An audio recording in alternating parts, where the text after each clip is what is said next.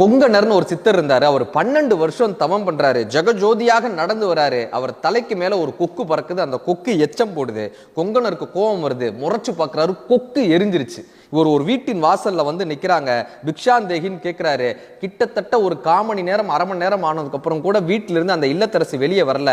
ஆனால் அந்த வீட்டுக்குள் ஒரு பெண்மணி இருக்காருன்றது இவங்களுக்கு தெரிஞ்சிருச்சு. அவங்க வெளியே வரலையேன்ற ஒரு கோவத்தோட பாக்குறாங்க.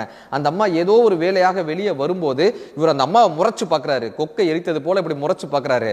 அந்த அம்மா சிரிச்சுக்கிட்டே கேட்கிறாங்க, கொக்கென நினைத்தாயோ கொங்கண வாழ்றாங்க. இப்ப இவர் அதிர்ந்துட்டார். கொங்கணன்னு தன்னுடைய பேரை தெரிந்தது மட்டுமல்லாமல் தான் கொக்கெரித்த கதை இவர்களுக்கு எப்படி தெரியும்?